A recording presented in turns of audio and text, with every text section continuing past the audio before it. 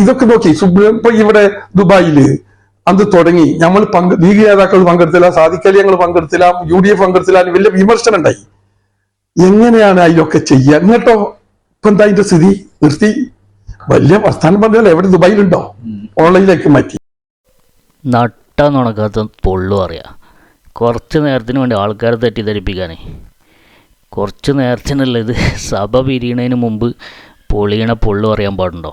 അങ്ങനെ ആകെപ്പെട്ടാണ് പോ. അലൈക്കും വറഹ്മത്തുള്ളാഹ്. ജബ്ബാർ ഹാജിയുടെ ഒരു ഇൻ്റർവ്യൂവിൽ ജബ്ബാർ ഹാജി പറയുന്നുണ്ട് ഗൾഫ് സുപ്രഭാതം പൂട്ടിയെന്നാണ്. അപ്പോൾ എൻ്റെ അറിവിൽ ഇതുവരെ ഗൾഫ് സുപ്രഭാതം പൂട്ടിയിട്ട് കാണുന്നില്ല. നമ്മളെ ഷോപ്പിലൊക്കെ സുപ്രഭാതം വരുന്നുണ്ട്. ഇത് ഇന്നത്തെ സുപ്രഭാതമാണ്. ഡേറ്റ് നോക്കിക്കോ, 24 ചൊവ്വാഴ്ച ഗൾഫ് സുപ്രഭാതം. ഇതുവരെ പൂട്ടിയിട്ടില്ല. ഇതിനെന്താണ് അവസ്ഥ എന്നറിയില്ല. ഇതുവരെ പൂട്ടിയില്ല. ജബ്ബാർ ഹാജി കാണുന്നുണ്ടെങ്കിൽ ജബ്ബാർ ഹാജിക്ക് കൊടുക്കുക ഈ വീഡിയോ. ഓക്കെ, ഇൻഷാ അല്ലാഹ്. അസ്സലാമു അലൈക്കും. ഇൻ്റർവ്യൂ ചെയ്യുന്ന ആൾ നോക്കി നിങ്ങൾ നല്ല ചിരിച്ച് ആസ്വദിക്കുക. പച്ചപ്പൊള്ളു പറയുമ്പോഴേ അതൊക്കെ ഇയാൾക്ക് അറിയാണ്ടാണോ? നല്ല ചിരിച്ച് ആസ്വദിക്കുക.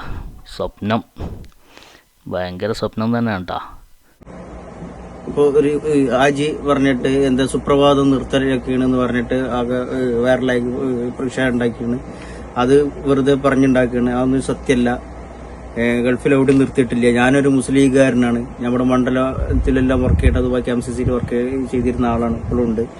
പക്ഷേ ഇത് സുപ്രഭാതം അങ്ങനെ ഒരാൾക്കും അങ്ങനെ ഒരു ഹാജിക്കും ഒന്നിനും തകർക്കാൻ പറ്റുന്ന പത്രമല്ല സുപ്രഭാതം. വെറുതെ ഉണ്ടാക്കി പറയണം. ഞാനൊരു ലീഗുകാരനുമാണ്, ഒരു സമസ്തക്കാരനുമാണ്. എനിക്കതുകൊണ്ട് ഒരു വിരോധമില്ല. ഇങ്ങനെ ഊഹാപോഹങ്ങളൊന്നും ആരും പറഞ്ഞുണ്ടാക്കരുത്. ഓക്കെ, ഇത്ര എനിക്ക് പറയാനുള്ളത്. സുപ്രഭാതം ഇന്നത്തെ പത്രത ഇന്നത്തെ 24 ഡിസംബർ 24 ഇന്നത്തെ ഡേറ്റ് പത്രം 3 പേജ് ദുബായിൽ വന്ന പേപ്പറാണ് തന്നെ. ഒക്കെ കളവ് പ്രചരിപ്പിക്കുകയാണ്. ആൾക്കാരെ തെറ്റിദ്ധരിപ്പിക്കാൻ വേണ്ടി ഓരോന്ന് പ്രചരിപ്പിക്കുക. ഇതിനൊന്നും ആവശ്യമില്ല. ഇങ്ങനൊന്നും ചെയ്യരുത്. ഏത് ഹാജിയരാണെങ്കിലും ഇങ്ങനൊന്നും ചെയ്യരുത്. ഓക്കെ, ശരി എന്നാ.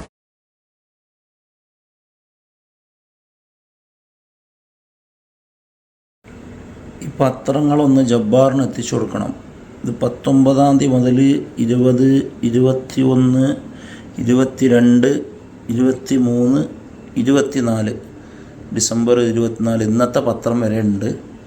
ഇതൊന്ന് ജബ്ബാറിന് ആരെങ്കിലും ഒന്ന് എത്തിച്ചു കൊടുക്കുകയാണെങ്കിൽ ഇപ്പോൾ ഈ നുണ പറഞ്ഞിങ്ങനെ നടക്കണ്ടല്ലോ എന്ന് കരുതിയിട്ടാണ്. വേറെ ദുരുദ്ദേശമൊന്നും.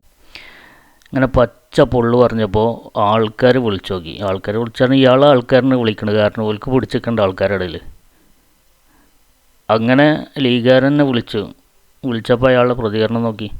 എന്നാലും അയാൾ തിരുത്താനോ തെറ്റ് പറ്റിയെന്ന് പറയാനൊന്നും തയ്യാറല്ല. വീണ്ടും നുണ പറയാണ്. അത് നഷ്ടത്തിലാണ്, പൂട്ടാൻ പോവാണ്. ഓൺലൈനാക്കാൻ പോവാണെന്നുള്ള എനിക്ക് കിട്ടിയൊരു ഇൻഫർമേഷനാണ്. അല്ലാതെ പൂട്ടിയിട്ടില്ല. അതെനിക്ക് അറിഞ്ഞൂടാ. നമ്മളിത് എത്ര ഫൈറ്റ് ചെയ്തിട്ട് നിൽക്കണം മറ്റുള്ളവരോട്. നിങ്ങളങ്ങനെ പറയുമ്പോൾ ഒന്ന് ശ്രദ്ധിച്ച് പറഞ്ഞോട്ടെ. അതിപ്പോ അതൊരു ഇതാകെ വന്നിട്ട് ഓരോരുത്തർ ഓരോന്ന് പറയും. എന്നോടിപ്പോ എന്താ പ്രശ്നം? അതായത് ഊട്ടിന്നുള്ളത് പറഞ്ഞ ഇൻഫർമേഷൻ ഗ്രൂപ്പ് കൂടെ നടക്കും. ഇന്ന് വരെ പത്രം വന്നിരുന്നാ പറഞ്ഞത്. പത്രം ഉണ്ട്. അല്ല, ആകെ ഉണ്ടാവാം, അതൊന്നും പ്രശ്നമല്ല. അപ്പൊ പിന്നെ അത് നിങ്ങൾ പറയുമ്പോ ശ്രദ്ധിക്കണ്ടേ? അതിലിപ്പോ ശ്രദ്ധിക്കേണ്ട ആവശ്യമൊന്നുമില്ല. അത് ഞാനൊക്കെ കൃത്യമായിട്ട് പറഞ്ഞു. എനിക്ക് കിട്ടിയൊരു ഇൻഫർമേഷൻ ആണ്. അപ്പൊ നിങ്ങളത് ആലോചിച്ച് ഒരു പബ്ലിക്കിൽ പറയുമ്പോ നമ്മളത് ആലോചിക്കണം. ഇത് പണ്ടത്തെ പോലെയല്ല. എന്തെങ്കിലും പറയുമ്പോ അത് ആകെ വിഷയമാവും. ആയിക്കോട്ടെ, അല്ല അതല്ലേ ഉള്ളൂ. ഉണ്ടെങ്കിൽ തന്നെ